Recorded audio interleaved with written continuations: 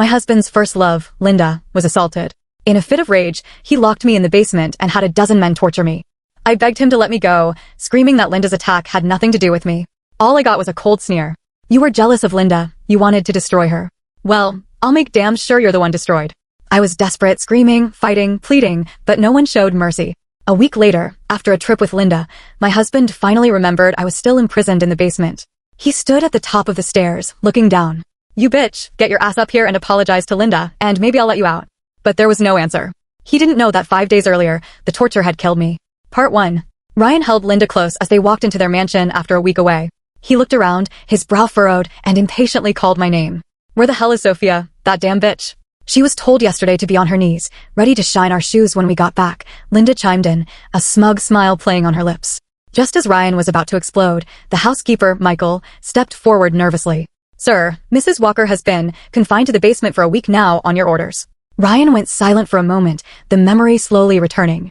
A week ago, Linda had disappeared while shopping. Ryan had searched for her all night, finally finding her the next morning, bruised and covered in hickeys, huddled under a hotel blanket. He had held her close, veins throbbing in his neck as he growled, "Who did this to you, Linda? Tell me."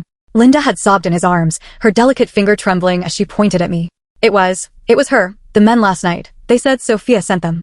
Panic seized me. I tried to explain, to tell him it wasn't me, that I would never do such a thing. But Ryan wouldn't hear it. His face was a mask of icy fury. Linda would never lie. She's too innocent. He spat the words at me, his voice dripping with venom.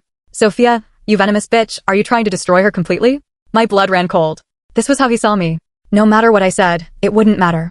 He shoved me to the ground, kicking and punching me, slapping me across the face. In his rage, he screamed for the guards, who dragged me down to the basement.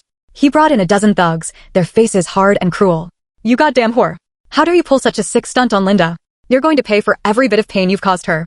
I lay helpless at his feet, clutching at his pants leg, begging. Ryan, please.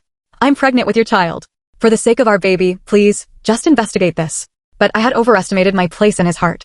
He didn't even care about the child I carried. He kicked me in the stomach, his face contorted with rage. Don't you dare talk about the baby, you lying slut. You know damn well that bastard isn't mine. You touched Linda, so you're going to suffer the consequences.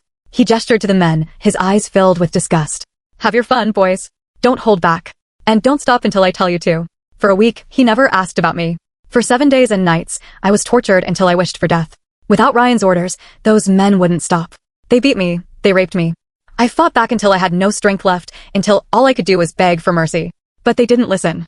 The pain slowly gave way to numbness, then coldness. My body was a canvas of wounds, fresh ones layered over old. The basement floor was slick with my blood. I don't know how many days passed before someone wrapped their hands around my throat, squeezing the life out of me.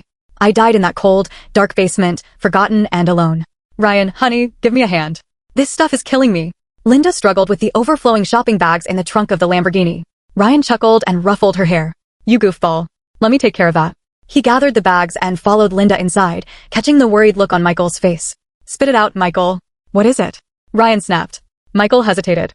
Sir, about Mrs. Walker. Shouldn't we let her out now? Ryan scoffed. Mind your own business, Michael. What did that bitch offer you to stick your neck out for her?